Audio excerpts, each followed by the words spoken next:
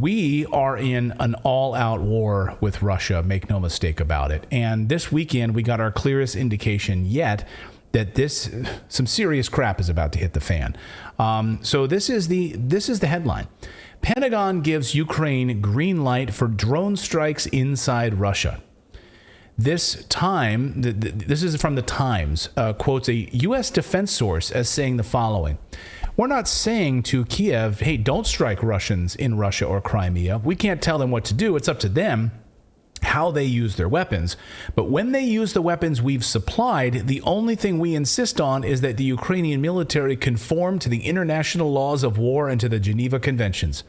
They are only limitations, but that includes no targeting of Russian families, no assassinations, and as far as we're concerned, Ukraine has been in compliance, the source says from the U.S. Defense Department. Can we talk about that assassinations thing again? Yeah. Sorry, can we revisit that? They haven't done any assassinations? Because I think like an assassination of a civilian, am I not mistaken? Was like, yes. Yeah, the daughter of Alexander Dugin, right?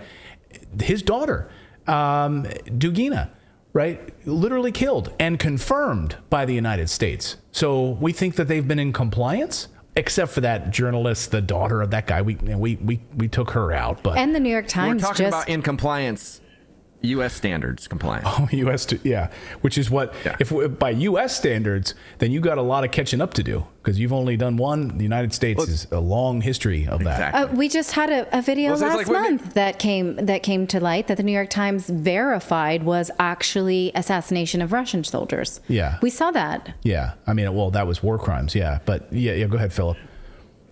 Oh, I was just going to say something very Monty Python, like, well, maybe a little bit of assassination. Like, right. Well, yeah, I mean, a little bit, but I mean, there, not a lot. It's just not a lot of assassination. We're not okay with a lot of it, but a little bit here and there, it's fine. It's just a flesh wound. I'm not dead yet. So the New York Times says that Ukraine strikes more boldly, seeing little room for Russia to escalate. The Pentagon is pretending that these drone strikes are being run by Ukraine, when anyone with a brain knows that they're being coordinated and carried out by the United States. So these attacks inside Russia, greenlit by the Pentagon, are being carried out by the Pentagon and NATO lackeys, run by the Pentagon. Make no mistake about it. Don't take my word for it, though, because I'm just a lowly caveman journalist. Take the CEO of Raytheon, who accidentally told the truth on television. And how we're actually providing real-time targeting, courtesy of good old Uncle Sam. Here's the CEO of Raytheon. About 238 separate clearances at last count for the different programs. But the fact is, we do work with the government to provide real-time intelligence on the battlefield in Ukraine. I'll leave it at that. And what's been amazing to me is the ability of the U.S. military to provide Ukrainians with real-time information to deal with the real-time threats. So we see, we can see a Russian tank, we can see a Russian APC, we can see a Russian missile get launched, and that information gets fed to the Ukrainians, and they can actually act on it almost immediately, which is something I think the Russians never contemplated when they invaded Ukraine. The government's... Yeah, well... How condescending. He's like, I can't get into that. Like, okay, he's the CEO of Raytheon, so he knows information that he can't give out to us lowly peons about military strategy and stuff. Yeah, he's a civilian. Like he had inside information. Yeah. He's like, that's all I'm going to say. But we've got literally, and then he goes on to say it. I'm not going to say it, but I'm going to go on to say it, which is we've got real time targeting of Russian tanks, literally down to the second. We hand that to the Ukrainians and they carry it out. Of course, the Ukrainians are not carrying it out. We now know that to be the case.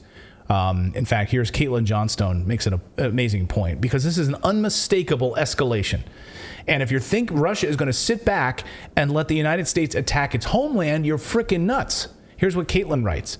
Now we're at a point where there isn't much space for Russia to back up before it's against the ropes and potentially pressed to do something nobody wants, she says. These people should not be talking about escalation. They should be talking about de-escalation. We need diplomacy, de-escalation, détente, and we need them yesterday. Perhaps the attacks on America... go ahead. Well, I just want to say that you need to point out that when she says that nobody wants, that includes Russia. Yes, right. They don't want this. They don't want a war with the West. And perhaps the attacks on American soil are actually already happening. So I'm going to throw this out there. We don't have confirmation of this yet, but neither does the government. The U.S. is now admitting that there have been over 100 attacks on our electrical grid in the past few months in the United States. And they admit they have no frickin' idea who's carrying out these attacks. Blackouts, winter, deep winter coming. Correlation, of course, correlation is not causation. But let's investigate. So here's Michael Snyder reporting on these attacks. He writes, someone who is purposefully sabotaging power plants all over America. Someone has been attacking power plants all over the country, and federal authorities are trying to determine who it is. In recent days, we've seen significant sabotage on both the East and West coasts. So it can't just be one individual that's responsible.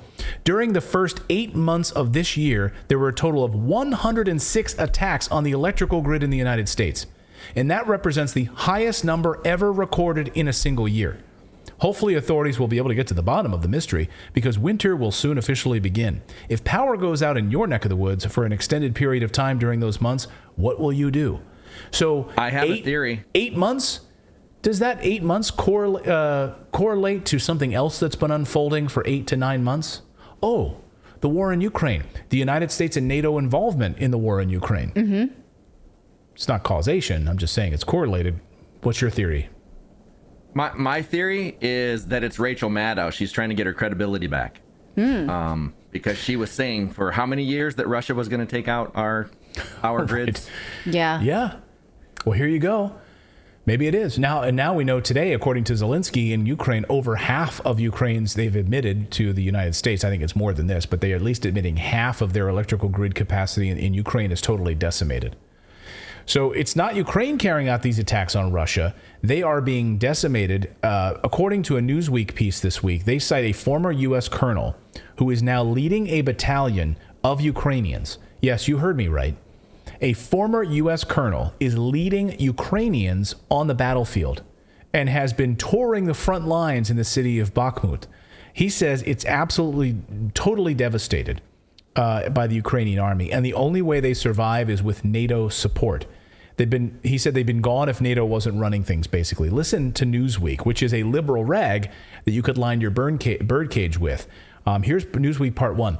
The battle for Bakhmut if I'm saying that incorrectly, I apologize, in Ukraine's war-torn east has become one of the most brutal chapters of Russia's disastrous invasion of its neighbor.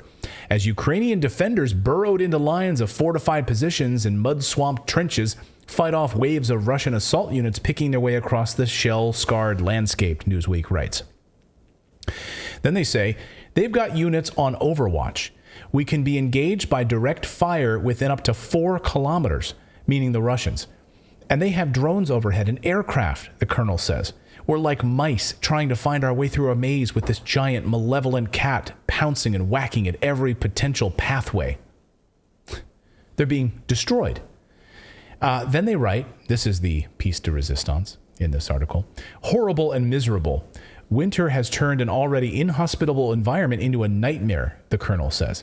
These people are stuck without food, water, heat. Every single window of every single building, without exaggeration, is shattered. It's just hard to believe. Bakhmut is like Dresden, and the countryside looks like another town, which Passchendaele, which I don't know, it's Probably a German not. city. Passchendaele. Anyway, destroyed by Allied bombing in World War II and the infamously muddy and bloody World War I battlefield. It's just a horrible and miserable place, he says. Ukraine closely guards its casualty figures, but its forces are believed to be suffering badly around Bakhmut. Yeah, in fact, we do have the numbers. 70%, according to the media, 70%. All casualties, and not being exaggerated, above 70%. So the people that arrive there are being killed or wounded almost immediately. Typically, about 80% of our intake, he says, the colonel says, so when these new soldiers come in to replace those that have been killed or wounded, they haven't even fired a weapon before. They have no experience. They're literally like taking kids, basically, handing them guns, and they've never fired a weapon before. So when we thought, oh, you're going to fight till the last Ukrainian, literally there will be no country left very, very soon. He says, we've got our work cut out for us. So where are you going to get these people? Just keep going down lower, or maybe get some 80-year-olds in Ukraine. Find some 80-year-olds or 10-year-olds. Start using those people. Well, they did recently remove the age restriction for enlistment. Yeah. So you actually could enlist a 10-year-old. A 10-year-old or an 80-year-old. Yes, both are possible. Unbelievable. And just so we're clear, Americans leading on the front lines against Russia. A former U.S. colonel is leading Ukrainians on the front lines against Russia. These forces have never fired a weapon before. 70% of them killed or wounded nearly as soon as they arrive and they pick up a gun. He mentioned Dresden in World War II, and I think it's important to show you what Dresden in World War II looked like, because the bombing of Dresden was a joint British and American aerial bombing campaign that a lot of people who were involved in that were like, gave them nightmares for years afterwards that they did. Thought they were attacking and just was merciless. Total destruction of this German city of Dresden. It was utter devastation. A city wiped off the map. Families just destroyed, wiped off the map. So all of that to say, Jens Stoltenberg out with an amazing interview over the weekend and says, of course, the head of NATO, says, I fear a full-blown war between the West and Russia, NATO chief warns. Oh, really? Now you tell us? So you haven't been instigating it to get to this point, have you, Jens Stoltenberg? He says, I fear that the war in Ukraine will get out of control and spread into a major war between NATO and Russia, said NATO Secretary General Jens Stoltenberg, responding to a question about his greatest fears for the winter in an interview. He told Norwegian broadcaster NRK on Friday that he was confident such a scenario could be avoided, but that the threat was there. If things go wrong, they could go horribly wrong, he said. Yeah. You think? You think? That's kind of what war is. I wouldn't say it's going right when people are dying. Yeah, I'd say it's already wrong. It's already going wrong. Yeah. I mean, so all-out war. I mean, and I think Caitlin Johnson's right. Like, Putin's back is against the wall right now. I mean, there's no more room for him to go. And I thought Moon of Alabama had a great analysis. There might not be a massive military move by Russia. Like, they're going to hang back on this position right now and not move. And as Ukraine keeps throwing more men at their forces, it's like hitting a steel wall, and they're just being destroyed. So Putin's decision might just be sit and let them bleed themselves dry right now. You keep throwing people at our steel wall, and we're just going to keep knocking them back, and you're going to have nothing left. Why do they need to mobilize? Why does Russia even need to move tanks into Ukraine any further? Right. And I thought it was an interesting analysis. So we'll see. And why does anyone then, agree to send someone else's relative up against that wall at this point? Yeah. Oh, why any lives? Why even one? You're from Poland. You're going to go fight in this mess right now. I mean, that we know that that's the case. You're in Britain. You're going to go fight in this mess right now. Oh, and you're a member of the United States military, and you're in there fighting right now for this bloody mess. Unbelievable. Well, and let's not forget that Putin tried to avoid this for 8 years. He tried to avoid this for 8 years. Yes. We poked him then too. We were poke the bear. Now not are we poking him, we're pushing him back. Well, it was not even a year ago, about a year ago today.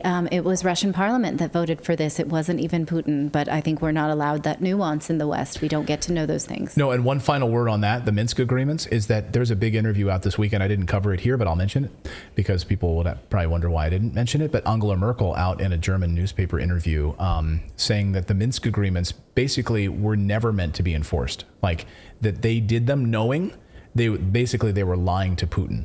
Like, we never, in fact, meant to adhere to the Minsk agreements is basically what the EU position was from Angela Merkel. She's like, basically, the goal was we were going to throw in as much military as we could into Ukraine to inevitably fight Russia, but we never meant to actually adhere to the Minsk agreements. Well, that's cute, isn't it?